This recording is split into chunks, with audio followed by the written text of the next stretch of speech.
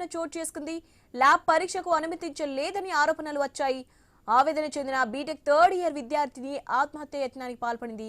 Academic block 3వ అంతస్తు నుంచి దూకడంతో తీవ్ర గాయాలయ్యాయి. బాధితురాలిని మొదట చిత్తూరు ప్రభుత్వ ఆసుపత్రికి తరలించారు.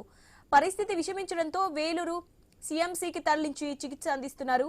జీడీ నెల్లూరు మండలం సామిరెడ్డికి చెందిన విద్యార్థినిగా గుర్తించారు. కాలేజ్ యాజమాన్యం వేధింపులే కారణమని కుటుంబ సభ్యులు ఆరోపిస్తున్నారు.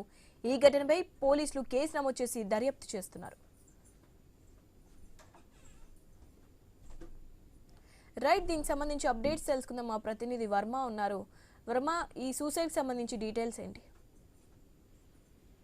శివాని, చిత్తూరులోని సీతమ్స్ ఇంజనీరింగ్ కళాశాలలో ఈ ఘటన అయితే చోటు చేసుకుంది. నిన్న మధ్యాహ్నం ఈ ఘటన జరిగినట్లుగా తెలుస్తోంది. అక్కడ బీటెక్ థర్డ్ ఇయర్ విద్యార్థిని నందిని రెడ్డి కాలేజీకి సంబంధించి కూడా 3వ అంతస్తు నుంచి దూకి ఆత్మహత్యకు పాల్పడింది.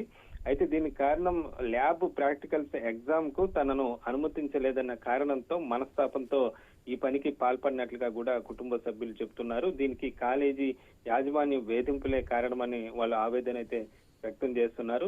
ఇక నందిని రెడ్డికి తీవ్ర గాయాలు కావడంతో ఆమెను తొలుత చిత్తూరు ప్రభుత్వ ఆసుపత్రికి తరలించారు. ఆ తర్వాత మెరుగైన వైద్యం కోసం వేలూరు సీఎంసీకి తరలించారు. ఇక ఈ ఘటనపై పోలీసులు కేసు నమోదు చేసి దర్యాప్తు చేస్తున్నారు. ప్రస్తుతం విద్యార్థిని సంబంధించి కూడా చికిత్స ఆమె ప్రస్తుతం అయితే ప్రాణాపాయం లేదని వైద్యులు చెప్పినట్లుగా తెలుస్తుంది. అయితే తీవ్ర గాయాలు కావడంతో చికిత్స అందిస్తున్న పరిస్థితి అయితే ఉంది. మొత్తం మీద పోలీసుల విచారణలో ఈ ఘటనకు వెనుక మిగతా కారణాలు తెలిసే అవకాశం ఉంది.